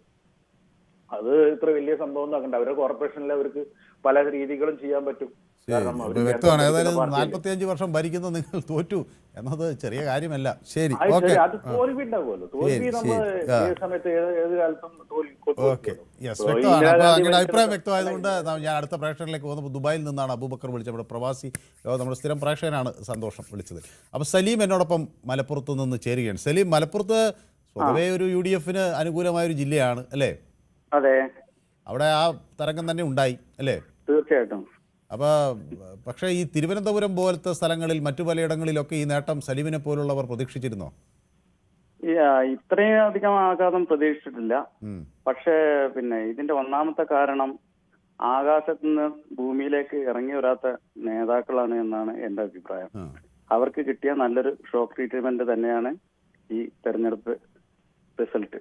അമ്പരചുംബികളായ ദന്തഗോപുരങ്ങളിൽ ഇരുന്ന് താഴെയുള്ളവരെ പുച്ഛിക്കുന്ന നേതാക്കൾക്ക് കിട്ടിയ പണിയാണ്. റൂമിലും കമ്പ്യൂട്ടറിന്റെ മുന്നിൽ ഇരുന്നിട്ട് സംഗതികളെ നിയന്ത്രിക്കാൻ ശ്രമിക്കുന്ന നേതാക്കൾ തന്നെയാണ് ഈ റിസൾട്ട് ഉണ്ടാക്കി തീർത്തത്. പിന്നെ ആര്യ രാജേന്ദ്രൻ ഒരു പ്രായത്തിന്റെ പക്വതക്കുറവ് കൊണ്ട് വന്ന ചെറിയ ചില തെറ്റുകൾ അത് യഥാസമയത്ത് മുതിർന്ന നേതാക്കളെ പറഞ്ഞ് തിരുത്തേണ്ടതായിരുന്നു. അത് ചെയ്യാത്തതും ഒരു വിനയായി. ഒരു കാര്യം കൂടി, ഇന്ത്യൻ നാഷണൽ കോൺഗ്രസ് ചെയ്യാത്ത യാതൊരു ഭീകരതയും ഈ BJP നമ്മോട് ചെയ്യാൻ പോകുന്നില്ല എന്ന വ്യക്തമായ ഒരു വിശ്വാസമുള്ള ആളാണ് ഞാൻ. ഇടതുപക്ഷ അനുഭാവിയാണ്. എങ്കിൽ കൂടി ഞാൻ പറയുന്നു, ഇന്ത്യൻ നാഷണൽ കോൺഗ്രസ് ചെയ്യാത്ത യാതൊരു ദ്രോഹവും BJP സർക്കാർ അല്ലെങ്കിൽ BJP ഭരണകൂടം ചെയ്യുമെന്ന് വിശ്വസിക്കുന്ന ആളല്ല ഞാൻ. ഓക്കെ, യെസ്, വ്യക്തമാണ്. അപ്പോൾ ഈ ഭാരതത്തിൽ വിലക്കയറ്റം പാലാ സ്റ്റേറ്റിൽ മൈനസാണ്, മറ്റുള്ള 2 മുതൽ 4% കേരളത്തിൽ മാത്രം 8%. അതാണ് ഭരണ നേട്ടം. കേരളത്തിൽ എന്താ ഇന്ത്യയിലല്ലേ എന്ന് എന്നോട് സുനിൽകുമാറൊക്കെ ചോദിക്കുന്നുണ്ട്. ഓക്കെ, അപ്പോൾ അഹമ്മദ് ബാബ എനിക്ക് വളരെ ഇഷ്ടപ്പെട്ടൊരു നേതാവാണ്. അഹമ്മദ് ബാബ അവിടെ ലഡു വിതരണമൊക്കെ നടത്തിയോ? DF കാരനാണ്. ഹലോ, നമസ്കാരം. അവിടെ ലഡു വിതരണമൊക്കെ നടത്തിയോ ശ്രീ അഹമ്മദ് ബാബ?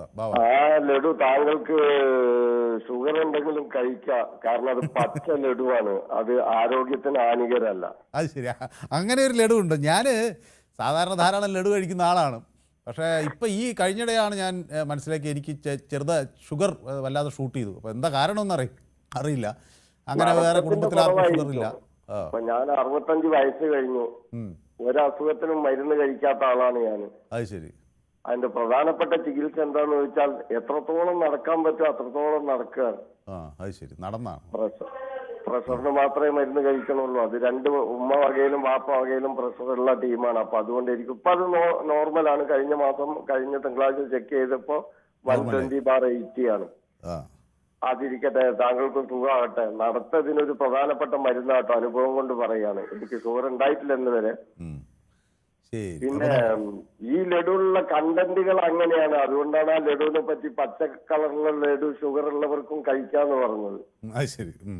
ആര്യരാജ് തിരുവനന്തപുരത്തേക്ക് പോയി കഴിഞ്ഞാല് ആര്യ രാജേന്ദ്രൻ ഇപ്പൊ ആ സലീം എന്ന് പറഞ്ഞ സുഹൃത്ത് പറഞ്ഞതുപോലെ സലീം പിന്നെ അവസാനം ഒരു വാക്ക് പറഞ്ഞു വെച്ചു. അതൊക്കെ ഞങ്ങളെല്ലാം പറയുന്ന ഇത് ഇവര് തമ്മിലുള്ള അന്തർധാരയാണ് സലീം അവസാനം കൊണ്ടുവന്നത്. ഇന്ത്യൻ നാഷണൽ കോൺഗ്രസിന്റെ അത്ര ഭീകരത BJP ചെയ്യില്ല എന്ന് വിശ്വസിക്കുന്ന ഒരു CPM കാരനാണ് അയാള്. അപ്പൊ അത് അത്ഭുതപ്പെടാനൊന്നുമില്ല. പക്ഷെ ആര്യരാജൻ പറഞ്ഞത് ശരിയാണ്. ഈ പ്രായത്തിന്റെ പക്വതക്കുറവിൽ ചെയ്ത ചില കാര്യങ്ങൾക്ക് അവരുടെ നേതാക്കൾ അത് പറഞ്ഞ് തിരുത്തിക്കുകയല്ല ചെയ്തത്. അവര് അത് ഇതാകുകയാണ്. ഇപ്പൊ ആ യദുവിന്റെ ഒക്കെ അവരുടെ ഒക്കെ കുടുംബത്തിന്റെ നെഞ്ചത്തടി ഉണ്ടാവുമല്ലോ ആർക്കായാലും. അപ്പൊ ഇതൊക്കെ ശ്രദ്ധിക്കേണ്ട ഒരു കാര്യമായിരുന്നു. ഇതിന്റെ പ്രധാനപ്പെട്ട കാരണം ഒന്ന് പിണറായി വിജയൻ, ഒന്ന് ഈ സൈബർ സഖാക്കള് മറ്റുള്ളവരെ കളിയാക്കുക മാത്രമല്ല, അത് സൈബർ രീതിയിൽ അങ്ങനെയൊക്കെ വരും. പക്ഷെ ഇത് വളരെയധികം മോശപ്പെട്ട രീതിയിൽ പ്രതികരിച്ചിട്ട് ഈ CPM-കാർക്ക് വേറൊരു തകരാറുണ്ട്. CPM-കാരെ തോൽപ്പിക്കാൻ വലിയ പ്രയാസമൊന്നുമില്ല. പക്ഷെ അവർ തോറ്റു എന്ന് പറഞ്ഞ് അവരെ മനസ്സിലാക്കിക്കാൻ വളരെയധികം പ്രയാസം. വലിയൊരു ഗൗരവമുള്ളതോടെയാണ് അങ്ങ് പറഞ്ഞെങ്കിൽ വലിയ തമാശയാണ്. തോറ്റു എന്ന് അവർക്ക് ഒരിക്കലും ബോധ്യപ്പെടില്ല അല്ലേ? ബോധ്യപ്പെടില്ല. ഇപ്പൊ ഈ ചാനൽ ചർച്ചയിലൊക്കെ നമ്മളിപ്പോ പറയുന്നത് 24-ന്റെ നിങ്ങളുടെ ന്യൂസ് 18-ന്റെ ചാനൽ ചർച്ച ഞാൻ ഇരുന്ന് കാണുന്ന ഒരാളാണ്. അപ്പൊ എങ്ങനെയായാലും അവരെ പറഞ്ഞ് വിശ്വസിപ്പിക്കാൻ പറ്റില്ല. പേര് തുറന്ന് പറഞ്ഞു കഴിഞ്ഞാൽ, പ്രത്യേകിച്ച് നമ്മുടെ അഡ്വക്കേറ്റ് അനിൽകുമാർ സാറ്, അങ്ങനെയുള്ള കുറച്ച് നേതാക്കന്മാര് അവരങ്ങോട്ട് തോറ്റെന്ന് പറഞ്ഞ് ഇതൊക്കെ കഴിഞ്ഞിട്ട് നമ്മളുടെ മുഹമ്മദ് റിയാസിന്റെ ഒരു പോസ്റ്റ് ഉണ്ടായിരുന്നു, CPM ജനങ്ങളോട് അടുക്കുകയാണ് അകലെയല്ലാന്ന്. അതിന്റെ ആ പോസ്റ്റിന്റെ താഴെ വന്ന കമന്റുകൾ ഞാൻ കമന്റ് ഇട്ടിരുന്നു, ഇങ്ങനെയൊന്നും പറയരുത്, കാരണം ഇതൊന്നും ഒരു ശരിയായ രീതിയല്ല എന്നൊരു മുസ്ലിം ലീഗുകാരനായ ഞാൻ. അതൊന്നും ഒരു ഫ്ലോറിൽ പറയാൻ പറ്റില്ല, ദേഷ്യം കൊണ്ട് പറഞ്ഞതായിരിക്കും. പക്ഷെ ഇത് ഈ ആര്യ രാജേന്ദ്രൻ ഇതിലുള്ളതിനേക്കാൾ കൂടുതൽ ആര്യ രാജേന്ദ്രനെ തിരുത്തിക്കേണ്ടതായിരുന്നു. ഇവര് പ്രായത്തിന്റെ പക്വതയിൽ വന്നിട്ടുള്ള കാര്യങ്ങളിൽ തിരുത്തിക്കേണ്ടതായിരുന്നു, ഉണ്ടായില്ല എന്നാണ് പറയുന്നത്. അതുണ്ടായില്ല. യെസ്, വ്യക്തമാണ്. ഏതായാലും അഹമ്മദ് ബാബയെ ശ്രീ വേണുഗോപാൽ പോഴ്ത്തുന്നുണ്ട്. അപ്പോൾ ബിനോയും UDF കാരനാണ്. അപ്പോൾ ലഡു വിതരണത്തിൻ്റെയും ജിലേബി വിതരണത്തിൻ്റെയും ഒക്കെ തിരക്ക് കഴിഞ്ഞോ? കഴിഞ്ഞു മനു കഴിഞ്ഞു. അവിടെ ബിനോയുടെ വാർഡിൽ പക്ഷേ എന്താ സംഭവിച്ചത്? എന്റെ വാർഡിൽ UDF ജയിച്ചു. RSP ആണ് ഇവിടെ. ഒരു വോട്ടിനാ മനു ജയിച്ചു, ഓരോ വോട്ടിന്. അതെന്താ ഒരു വോട്ടായി പോയത്? ഒരോട്ടായി പോയത് ഒരു CPM-ഉം അത്രയും LDF-ഉം അത്രയും പ്രവർത്തിച്ചു. അപ്പോൾ വാശിയേറിയ ഒരു മത്സരം അവിടെ നടന്നു അല്ലേ? പിന്നെ വാശിയേറിയ മത്സരം നടന്നു. ഇത് നടക്കുമ്പോഴും ഞാൻ മനുവിനോട് കഴിഞ്ഞ 2 ആഴ്ചക്ക് മുമ്പ് പറഞ്ഞായിരുന്നു, ഞങ്ങളിതേ കേരളത്തിൽ 6 കോർപ്പറേഷനിൽ 5 ഞങ്ങൾ പിടിക്കൂന്ന് പറഞ്ഞു. എന്റെ ഫേസ്ബുക്ക് പോസ്റ്റ് പോലും ഉണ്ട്. 4 എണ്ണം ഞങ്ങൾ പിടിച്ചു. തിരുവനന്തപുരത്ത് ഞങ്ങള് 20 സീറ്റ് പിടിച്ചു. പിന്നെ ബഹുമാനായ കെ മുരളീധരൻ പറഞ്ഞ കണക്ക് ഇപ്പൊ തിരുവനന്തപുരമൊക്കെ BJP പിടിച്ചെങ്കിൽ താൽക്കാലികമാണ്. തിരിച്ചതെല്ലാം ഞങ്ങളടുത്താണ് വരുന്നത്. കേരളത്തിലെയും ഇന്ത്യയിലും ജനാധിപത്യ വിശ്വാസികൾ കോൺഗ്രസിനെ വീണ്ടും മടക്കിക്കൊണ്ടുവരുന്നു. അതിന്റെ ഒടുവിലത്തെ ഉദാഹരണമാണ് ഈ തദ്ദേശ സ്വയംഭരണ സ്ഥാപനത്തിലേക്കുള്ള ഇലക്ഷൻ. എന്റെ 3ാം പിണറായി സർക്കാർ എന്നത് ഇനി സ്വപ്നം കാണേണ്ട എന്നാണോ ഈ തെരഞ്ഞെടുപ്പിൽ അവിടെ നൽകുന്നൊരു സന്ദേശം എന്നാണ് അങ്ങ് പറയുന്നത് അല്ലേ? അതൊരിക്കലും സ്വപ്നം കാണണ്ട. അവര് 30 സീറ്റിൽ താഴെ മേടിക്കത്തുള്ളൂ. ഇപ്പൊ മനു എഴുതി വെച്ചോ. ഇപ്പം പറ, ഞങ്ങളെ കൊല്ലം ജില്ലയില് അവര് പറഞ്ഞ് ബാലികേറാം മലയാണ്, ഒരിക്കലും UDF വരുത്തില്ലെന്ന്. ഞങ്ങൾ 30 വർഷത്തെ ഞങ്ങളുടെ കഠിനാധ്വാനം ഞങ്ങൾ മേയറെ ആദ്യമേ പ്രഖ്യാപിച്ചു. AK ഓഫീസിനെ പ്രഖ്യാപിച്ച് ഞങ്ങൾ മേയറാക്കി. 21-ാം തീയതി CPM-ന്റെ ബംഗാളായി മാറി അല്ലേ? CPM-ന്റെ ബംഗാളായിരുന്നു. ഞങ്ങൾ തകർത്തില്ലേ? കോട്ട കുത്തളങ്ങൾ തകർത്ത് ഞങ്ങൾ കയറി വന്ന് 27 സീറ്റ് പിടിച്ചു. ഉറപ്പായിട്ട് AK ഓഫീസ് 21-ാം തീയതി സത്യപ്രതിജ്ഞ ചെയ്യും. അത് ആദ്യം തന്നെ ഞങ്ങൾ മേയറെ പ്രഖ്യാപിച്ചു. എല്ലാം പറഞ്ഞു മനു. എന്നിട്ട് പോലും CPM പരാജയപ്പെട്ട് ഒന്ന് താഴോട്ട് ഇറങ്ങി വന്നാൽ കൊള്ളാം. മേയറായാലും മുഖ്യമന്ത്രി ആയാലും മന്ത്രിമാരായാലും താഴേക്കൊന്ന് ഇറങ്ങി വന്ന് എന്താണ് ഈ നാട്ടിൽ നടക്കുന്നത്, സാധനങ്ങളുടെ വില എന്താണ്. വ്യക്തമാണ്. അപ്പോൾ എനിക്ക് സമയപരിമിതി കൊണ്ടാണ് അങ്ങ് പറയുന്നത് വളരെ കൃത്യമാണ്. അപ്പോൾ നമ്മുടെ കൃഷ്ണൻകുട്ടി എന്നോടൊപ്പം യൂട്യൂബിൽ ചേർന്നിട്ടുണ്ട് കേട്ടോ. അപ്പോൾ കൃഷ്ണൻകുട്ടി പറയുന്നത് എൻ്റെ പഞ്ചായത്ത്, അതായത് വെള്ളാവൂരാണല്ലോ അദ്ദേഹത്തിൻ്റെ പഞ്ചായത്ത്, അവിടെ വാർഡ് 5-ലാണ് കൃഷ്ണൻകുട്ടി താമസിക്കുന്നത്. അപ്പോൾ 4 പതിറ്റാണ്ടുകളായി അവിടെ CPM-ന്റെ കോട്ടയാണ്. ഇപ്രാവശ്യവും CPM തന്നെ ജയിച്ചു. അശോക് MP ആണ് അവിടെ ജയിച്ചത് എന്നൊക്കെ എന്നോട് പറയുന്നു. അപ്പോൾ അദ്ദേഹത്തിന് അഭിനന്ദനങ്ങൾ പറയുന്നുണ്ട്. അപ്പോൾ ജയിച്ചത് അദ്ദേഹത്തിൻ്റെ രാഷ്ട്രീയം എന്തായാലും അദ്ദേഹത്തിന് കൃഷ്ണൻകുട്ടിയുടെ പ്രിയപ്പെട്ട അശോകൻ MP-ക്കും എൻ്റെ ആശംസകൾ. നല്ല രീതിയിൽ അവിടെ പിന്നെ ഇത്രയും കാലം തുടർച്ചയായി ജയിക്കാൻ കഴിഞ്ഞെങ്കിൽ ആ ജനങ്ങളുടെ വിശ്വാസം തുടർന്ന് മുന്നോട്ട് കൊണ്ടുപോകാൻ അദ്ദേഹത്തിന് കഴിയട്ടെ എന്ന് ഞാൻ ആശംസിക്കുകയാണ്. അപ്പോൾ ഈ സുനിൽകുമാർ എന്നോട് ചോദിക്കുന്നത്, ഈ പുതിയ കാർ വാങ്ങുന്നതെങ്കിലും ഒന്ന് മരവിപ്പിച്ചുകൂടെ എന്നാണ് ഇനിയെങ്കിലും ഒക്കെ ചോദിക്കുന്നത്. അപ്പോൾ സതി ബാബുരാജ് എന്നോടൊപ്പം ചേർന്നിട്ടുണ്ട്. ഓക്കെ, സതി ബാബുരാജ് എനിക്ക് വളരെ പ്രിയപ്പെട്ട ഒരു നമ്മുടെ പൊതുവേദിയുടെ സ്ഥിരം പ്രേക്ഷകയാണ്. അപ്പോൾ എന്നോട് നമസ്കാരം മനു എന്ന് പറയുന്നു. Next assembly election BJP will get some more seats എന്ന് പറയുന്നു. ആർ യു ഓക്കെ എന്ന് ചോദിക്കുന്നു. അപ്പോൾ ഞാൻ സുഖമായിട്ടിരിക്കുന്നു. Thank you so much Sajeev Baburaj. അപ്പോൾ സാം ഫിലിപ്പ് എന്നോട് പറയുന്നത്, അപ്പോൾ സാം ഫിലിപ്പ് മേയറെ പരിഹസിക്കുന്നു. അങ്ങനെ ബാലൻ ഉണ്ട്. Don't under estimate BJP, it is NDA time എന്നാണ് ബാലൻ എന്നോട് പറയുന്നത്. ഓക്കെ, ഒരു ചെറിയ ഇടവേള എനിക്ക് അനിവാര്യമാണ്. ഞാൻ പെട്ടെന്ന് വരും. Short break.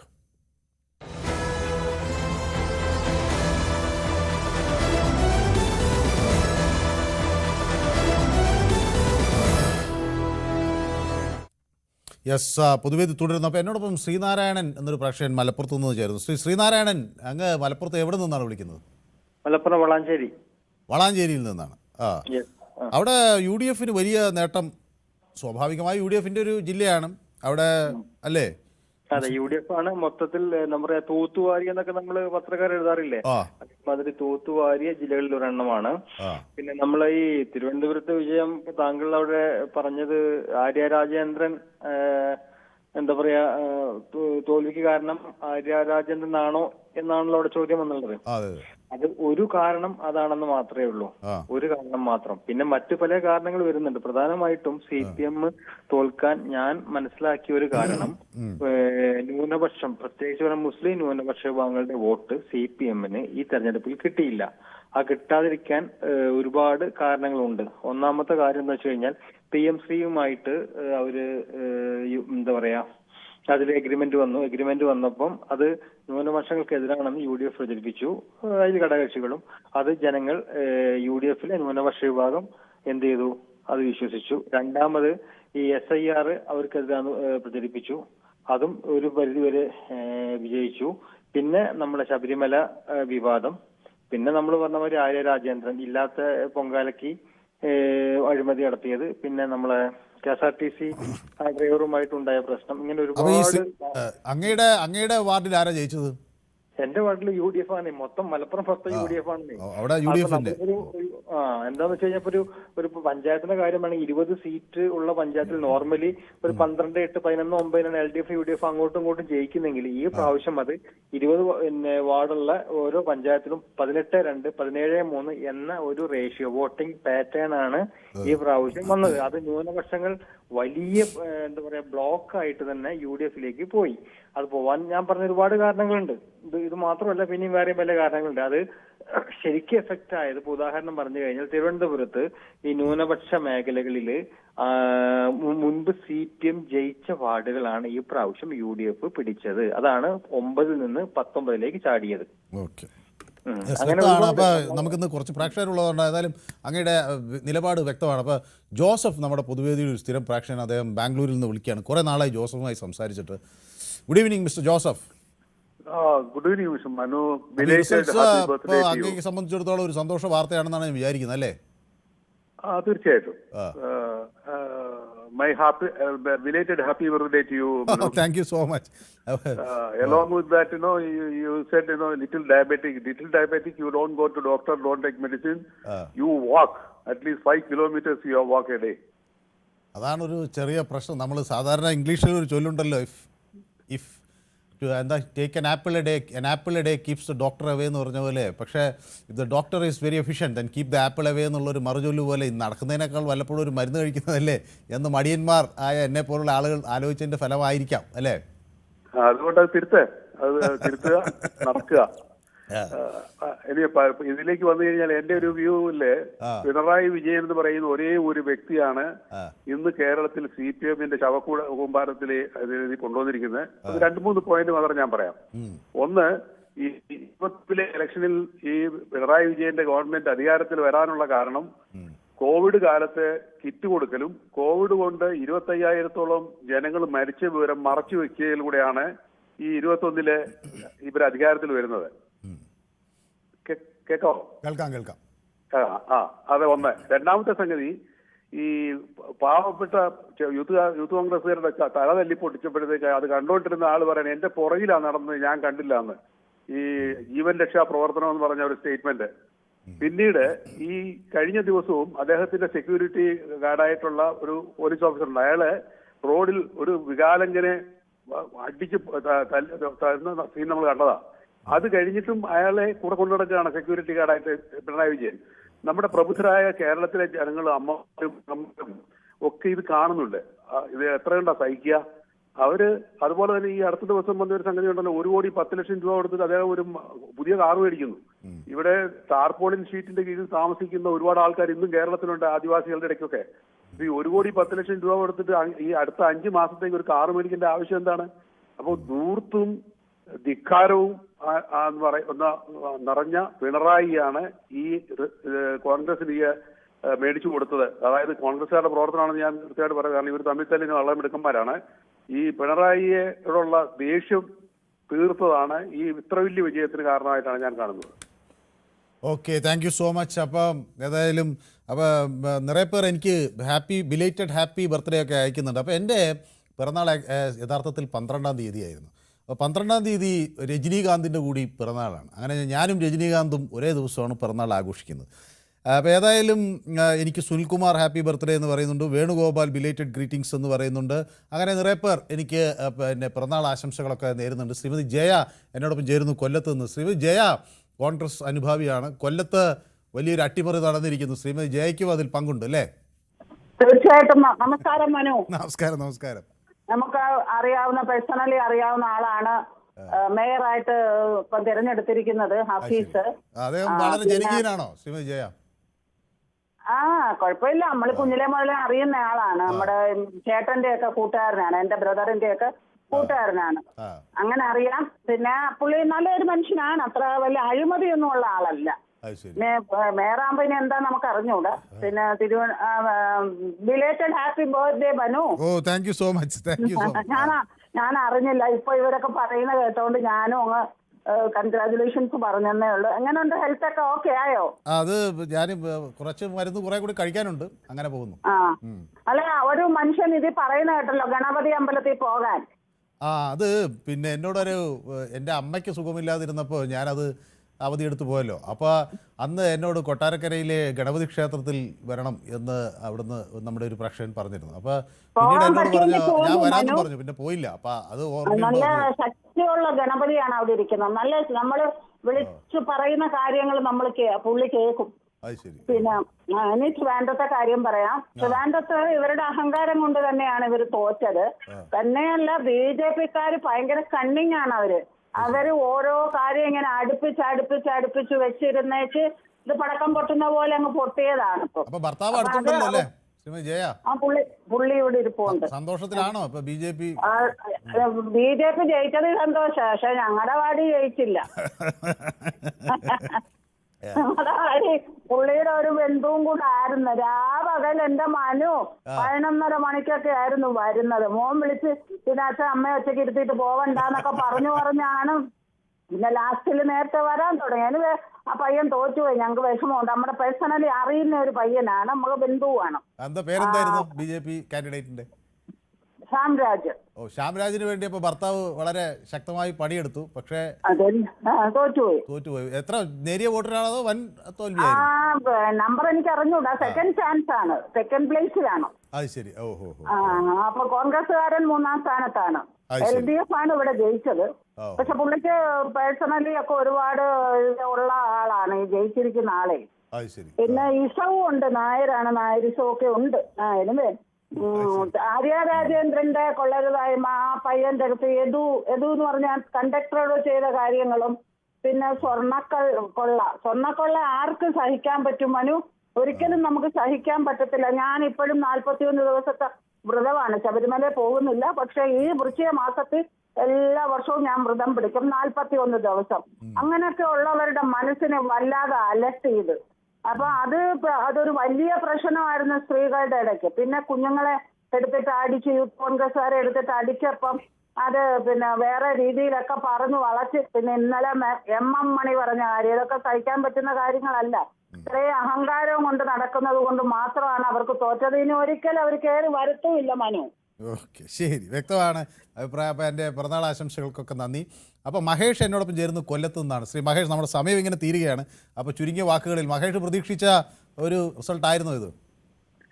നമസ്കാരം, ഒരു ഹാപ്പി ബർത്ത്ഡേ ആണ്. Thank you Mahesh, thank you. Okay Manu. അപ്പം കൊല്ലത്ത് വളരെ നല്ലൊരു വിജയമാണ് കൊല്ലം ജില്ലയിൽ UDF-ന് ഉണ്ടായത്. കൊല്ലം ജില്ല മാത്രമല്ല, കേരളത്തിൽ ഒട്ടാകെ ആ ഒരു വിജയം അലയടിച്ചല്ലോ. കാരണം കൊല്ലത്ത് ഇങ്ങനെ വലിയൊരു അട്ടിമറി നടക്കാൻ എന്താ മഹേഷ കാരണം? കേരളത്തിലെ പൊതുവേ ഉള്ള അതേ അഭിപ്രായം മനു കൊല്ലം ജില്ലയിലും. കാര്യം എന്ന് വെച്ചാൽ നമ്മൾ കൊല്ലം ജില്ലയിൽ ഇത്രയും വലിയൊരു വിജയം ഉണ്ടാകുമെന്ന് പ്രതീക്ഷിച്ചില്ല സാധാരണ. പക്ഷേ അത് അട്ടിമറി വിജയമാണ് കൊല്ലം ജില്ലയിൽ UDF-ന് ഉണ്ടായിരിക്കുന്നത്. അതെന്ന് വെച്ചാൽ അത്രത്തോളം കേരളത്തിലെ ജനങ്ങൾ പൊറുതിമുട്ടിയെന്നേ. സർവ്വ അഴിമതിയും സ്വർണ്ണക്കൊള്ളയും. ഇപ്പൊ തന്നെ തിരുവനന്തപുരത്ത് ആര്യ രാജേന്ദ്രന്റെ കേസ് തന്നെ പറയുന്നുണ്ടല്ലോ. അതിനകത്ത് ആര്യ രാജേന്ദ്രന്റെ കേസ് പറഞ്ഞാൽ അത് 1% മാത്രമേ അതിനകത്ത് വരുന്നുള്ളൂ. ബാക്കിയുള്ളത് മൊത്തം ഈ ഇടതുപക്ഷ സർക്കാരിനെതിരെയുള്ള ജനങ്ങളുടെ ഒരു വികാരമാണ് ജനങ്ങൾ രേഖപ്പെടുത്തിയത്. ജനങ്ങൾ എങ്ങനെയെങ്കിലും ഇവരൊന്ന് ഇറങ്ങിപ്പോകണം എന്നുള്ള ഒരു ഇതായിട്ട് തന്നെ. ഞാനിപ്പോ താമസിക്കുന്ന എഴുവം പഞ്ചായത്തിലാണ്. എഴുവം പഞ്ചായത്ത് ഇപ്പൊ 2ാമതാണ് UDF അധികാരത്തിൽ വരുന്നത്. അതും എന്റെ 2 വാർഡിലും എന്റെ തൊട്ടടുത്തുള്ള 2 വാർഡിലും UDF തന്നെയാണ്. എന്റെ വാർഡിനും തൊട്ടപ്പുറത്തെ വാർഡിലും 2 വാർഡിലും UDF തന്നെയാണ് ജയിച്ചത്. അത് കേരളത്തിലെ ജനങ്ങളുടെ ഒരു പൊതുവികാരമാണ് ഈ അഴിമതി എന്നാണ് താങ്കളുടെ അഭിപ്രായം. ഓക്കെ, വ്യക്തമാണ്. ഏതായാലും വളരെ നന്ദി മഹേഷ്. കൊല്ലത്തിൻ്റെ ചിത്രമാണ് വ്യക്തമാക്കിയത്. ഫാദർ സാമുവൽ എന്നോടൊപ്പം ചേരുന്നുണ്ട്. Good evening father Samuel. It's a long time.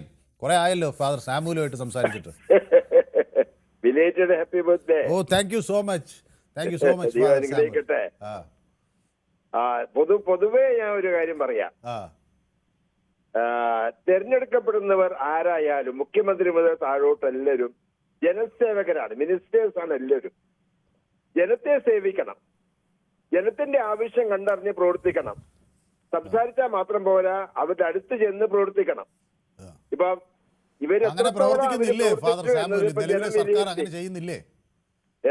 നിലവിലെ ഇടത് സർക്കാർ അങ്ങനെ ചെയ്യുന്നില്ലേ? അതാണോ ചെയ്യുന്നുണ്ടോ? അവരെന്നെ പരിശോധിക്കണം. ജനം പരിശോധിച്ച് വിധി എഴുതി കഴിഞ്ഞു. ഇനി അവരുടെ തെറ്റ് തിരുത്തണം. ഇനി തെരഞ്ഞെടുക്കപ്പെട്ടവരും ശ്രദ്ധിക്കണം. അവരും ജനത്തിന്റെ ആവശ്യം മനസ്സിലാക്കി പ്രവർത്തിക്കുന്നില്ലെങ്കിൽ അത് വിദ്യാഭ്യാസമായാലും റോഡായാലും പിന്നെ ഭക്ഷണ കാര്യങ്ങളിലായാലും ജനത്തിന് ആവശ്യമുള്ള സാധനങ്ങൾ നൽകുന്ന എല്ലാത്തിലും വളരെയേറെ ശ്രദ്ധ ആവശ്യമാണ്. ശ്രദ്ധിക്കുക മാത്രമല്ല, അതിനനുസരിച്ച് പ്രവർത്തിക്കുകയും വേണം.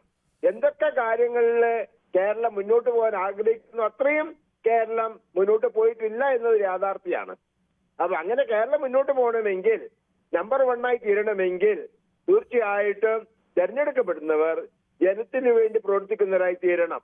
ജനമധ്യത്തിലേക്ക് ഇറങ്ങിച്ചെല്ലണം. ഞങ്ങളും മിനിസ്റ്റേഴ്സാണ്, ഞങ്ങളും സഭകളിലെ ജനത്തിന്റെ ആവശ്യം മനസ്സിലാക്കി പ്രവർത്തിക്കുന്നവരാണ്. അല്ലെങ്കിൽ ഞങ്ങൾക്ക് അവിടെ പ്രവർത്തിക്കാൻ സാധ്യമല്ല. ഞങ്ങളുടെ ആ ഐഡന്റിറ്റി നഷ്ടമായി പോകും. അതുകൊണ്ട് ഈ തെരഞ്ഞെടുക്കപ്പെട്ടവരും മുമ്പ് തെരഞ്ഞെടുക്കപ്പെട്ട് പരാജയപ്പെട്ടവരും ശ്രദ്ധിക്കണം, ഞങ്ങൾ എത്രത്തോളം ജനത്തിന് വേണ്ടി നിലകൊള്ളുന്നു എന്നത്. എങ്കിൽ മാത്രമേ ഈ കേരളം മുന്നോട്ട് പോവുകയുള്ളൂ.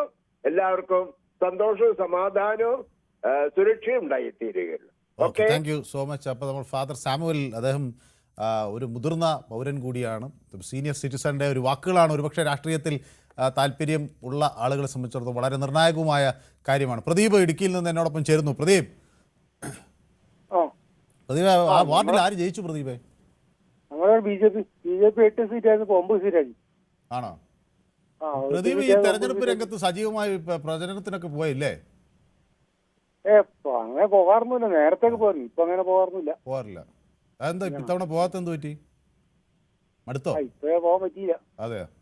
പിന്നെ അപ്പൊ അവിടെ ഈ ബിജെപിക്ക് ഇങ്ങനെ നേട്ടം ഉണ്ടാകാൻ എന്താ കാരണം? പ്രദീപിന്റെ വാർഡിൽ ബിജെപി ജയിച്ചു അല്ലേ? എല്ലാം ഞങ്ങളുടെ പാർട്ടി കൂടെ മൊത്തം അപ്പുറം ഇപ്പുറം കേട്ട് മൊത്തം 9 സീറ്റ്. 9 സീറ്റും ജയിച്ചു. എന്താണ് അവർക്ക് ഇങ്ങനെ നേട്ടം ഉണ്ടാകാൻ കാരണം? എന്താണ് ശ്രീ പ്രദീപ്? അത് ഇവരോടുള്ള ദേഷ്യം കാരണം അല്ലാണ്ട് പിന്നെ വേറെന്തോ. ഇവിടെ ഒന്നും ഒരു പുരോഗമനം ഇല്ലെന്നേ. എന്നാ PT തോമസ് കൊണ്ടാകാത്ത 2-3 പാലൊക്കെ ഒന്ന് ഇതായിരുന്നല്ലോ, അങ്ങനെയൊക്കെ പോയില്ല ഇവിടുന്ന്.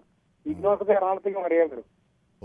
ഇവിടെ തൊടുപുഴക്കും കുറെ പാലങ്ങളും കാര്യങ്ങളും കുറച്ച്. അത് കഴിഞ്ഞപ്പോ മൊത്തം അലമ്പായി പോയി. 2000 കഴിഞ്ഞപ്പിന്നെ 10-20 യാതൊരു ദിവസം പിന്നില്ല. മാത്രമല്ല, കിഴക്കമ്പലത്ത് 2020 പോകാൻ ഇവര് വേറെ പാർട്ടികളെ സമ്മതിക്കില്ല കേരളത്തിലേക്ക്.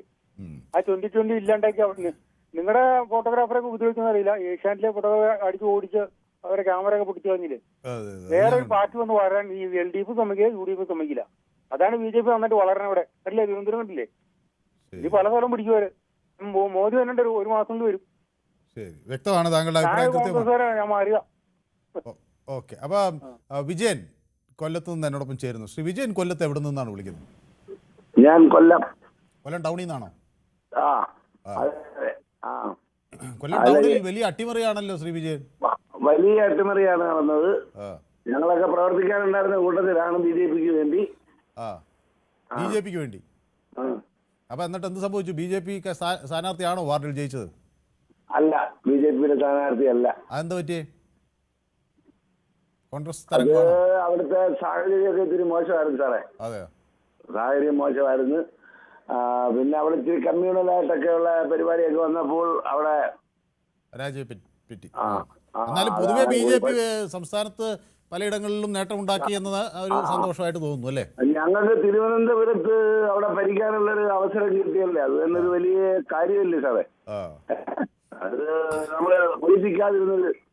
കൊല്ലത്ത് ഞങ്ങൾ പ്രതീക്ഷിക്കാതിരുന്നത് കാര്യം 6 സീറ്റായിരുന്നു, അത് 12 സീറ്റായി.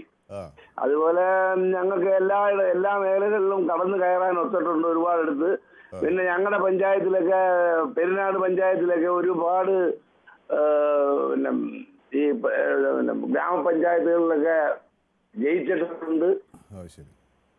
പിന്നെ ഇത് കൂടാതെ എനിക്ക് പറയാനുള്ളത് നമ്മുടെ MM മണിയെ പോലുള്ള ആളുകൾ പെൻഷൻ കൊടുത്തുകൊണ്ട് അവരുടെ കയ്യിൽ അവരുടെയൊക്കെ പോക്കറ്റിൽ നിന്ന് പൈസ എടുത്ത് കൊടുക്കുന്ന കണക്കാണ് സംസാരിച്ചത്. ഇങ്ങനെയൊക്കെയുള്ള ആളുകൾ ഇതിനകത്ത് നിൽക്കുമ്പോൾ അവർക്ക് ഇതല്ല ഇതിലും വലിയ പരാജയം വരണമെന്ന് തന്നെയാണ് ഞാൻ ആഗ്രഹിക്കുന്നത്.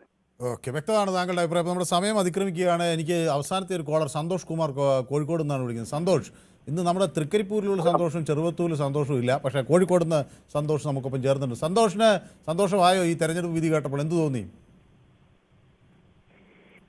സന്തോഷ്, കേൾക്കാമോ? ഹലോ. ഈ തെരഞ്ഞെടുപ്പ് അവിടെ ആരാ ജയിച്ചത് സന്തോഷിന്റെ വാർഡിൽ? ഞങ്ങളെ വാർഡിൽ LDF ജയിച്ചു. അപ്പൊ അവിടെ കഴിഞ്ഞ കൊല്ലം അല്ല സന്തോഷം എന്തായാലും തീർച്ചയായിട്ടും ഞാനൊരു CPM അനുഭവം തന്നെയാണ് തുറന്നു പറഞ്ഞാൽ എന്താ. പക്ഷേ ഇത് മൊത്തത്തിലൊരു തിരിച്ചടി കിട്ടി അല്ലേ?